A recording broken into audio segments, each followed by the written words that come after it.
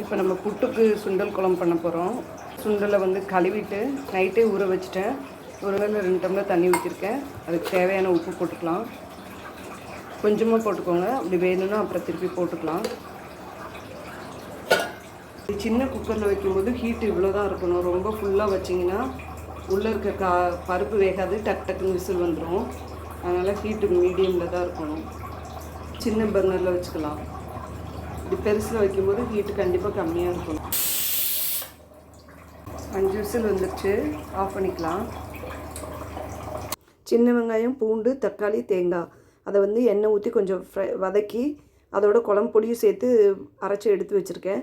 அதை இப்போ குழம்பு தாளிச்சிக்கலாம். எண்ணெய் ஊற்றிக்கிறோம், கடுகு போட்டுக்கிறோம், கருவேப்பிலை போடுறோம். சும்மா ஒரு 2-3 சின்ன வெங்காயம் மட்டும் போட்டால் போதும். ஏற்கனவே வெங்காயம் போட்டு தான் வதக்கி அரைச்சிருக்கிறேன்.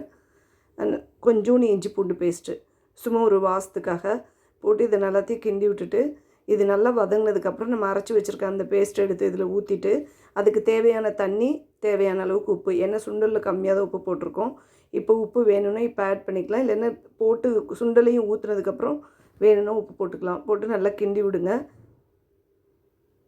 போட்டு உங்களுக்கு எந்த அளவுக்கு கன்சிஸ்டன்சி வேணும். ஒரு சிலர் திக்காக சாப்பிட ஆசைப்படுவாங்க. திக்காக வேணும்னா தண்ணி கம்மியாக வச்சுக்கோங்க. கொஞ்சம் தண்ணியாக வேணும்னா இப்படி வச்சுக்கோங்க. ஆனால் தண்ணியாக தான் புட்டுக்கு வந்து ரொம்ப திக்காக இருந்ததுன்னா சாப்பிட நல்லா இருக்காது. கொஞ்சம் தண்ணியாக இருந்தால் தான் நல்லாயிருக்கும். அதனால் கொஞ்சம் தண்ணியாகவே வச்சுக்கோங்க, நல்லாயிருக்கும். இப்போ சுண்டலையும் ஆட் பண்ணிக்கலாம். பண்ணிவிட்டு இந்த ஸ்டேஜில் உப்பு இது எல்லாத்தையும் பார்த்துட்டு உப்பு வேணும்னா கொஞ்சம் ஆட் பண்ணிக்கோங்க. நல்லா குழம்பு கொதிக்கட்டும். நல்லா குழம்பு கொதித்து அது கொஞ்சம்